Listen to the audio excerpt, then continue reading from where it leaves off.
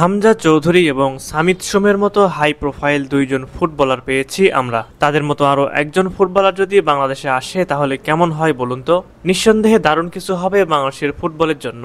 সেই ফুটবলার যদি হয় ইংলিশ লিগে খেলা ফুটবলার তাহলে তো কথাই নাই। আমরা সকলে জানতাম যে হামজা চৌধুরী বাংলাদেশের হয়ে অভিষেকের পর থেকেই তাকে অনুসরণ করে তরুণ ফুটবলার তারা বাংলাদেশের হয়ে খেলতে আগ্রহী হবেন। বর্তমানে সেই ঘটনায় চোখে পড়ছে এখন। কানাডা জাতীয় দলে খেলা সামিত সোম বাংলাদেশের হয়ে খেলার ঘোষণা দিয়েছেন, যে সিদ্ধান্তের জন্য অপেক্ষায় ছিল কোটি কোটি ফুটবল সমর্থকরা। ধারণা করা হচ্ছে আগামী জুন মাসে সিঙ্গাপুরের বিপক্ষে মাঠে নামবে সামিত সোম। হামজা জামাল সামিত মিডফিল্ডে বাংলাদেশ বর্তমানে দক্ষিণ এশিয়ার সবচেয়ে শক্তিশালী দল। বর্তমানে বাংলাদেশে আরো একজন ফুটবলার আসার জন্য আগ্রহ প্রকাশ করেছেন, তার নাম হলো ফারহান আলী ওয়াহিদ। চলুন ফারহান সম্পর্কে বিস্তারিত কিছু তথ্য জেনে নেওয়া যাক। বিস্তারিত জানার আগে বলে রাখি, আপনারা এখনো যারা আমাদের ইউটিউব চ্যানেলটি সাবস্ক্রাইব করেননি তারা এখনই আমাদের নিউজ এক্সট্রা বিডি ইউটিউব চ্যানেলটি সাবস্ক্রাইব করুন। পাশাপাশি আমাদের news extra BD sports Facebook পেজটি ফলো করুন। বাংলাদেশের ফুটবলের সবার আলোচনা এখন হামজা চৌধুরী এবং সামিত সোমকে নিয়ে। তবে আরো একজন ফুটবলারকে নিয়ে আলোচনা কম হচ্ছে না। সেই ফুটবলার হলেন ইংল্যান্ডে খেলা ফারহান আলী ওয়াহিদ। ফারহান জন্মগ্রহণ করেন 2006 সালে। তার ফুটবল দীক্ষা শুরু হয় চেলসির ফুটবল একাডেমিতে, যেখান থেকে উঠে এসেছেন জন টেরি, নাথান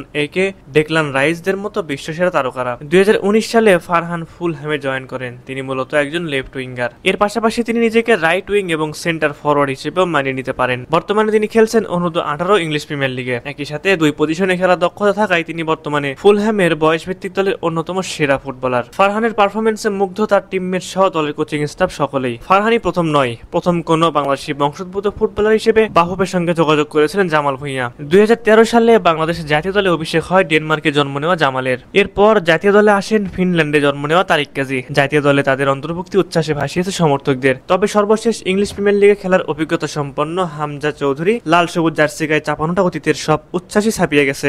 দেশব্যাপী তোলা আলোড়ন পৌঁছে গেছে বিশ্ব ফুটবলেও। হামজা আসার আগে থেকে অবশ্য বাংলাদেশি বংশোদ্ভূত বা প্রবাসী ফুটবলাররা বিভিন্নভাবে বাফুফের সঙ্গে যোগাযোগ করে আসছিলেন, ইচ্ছা প্রকাশ করেছিলেন বাংলাদেশের জার্সিতে খেলার। গত 25 মার্চ ভারতের শিলংয়ে এশিয়ান কাপের বাছাইয়ের ভারতের বিপক্ষে হামজার স্মরণীয় অভিষেকের পর এই আগ্রহ আরো বেড়েছে।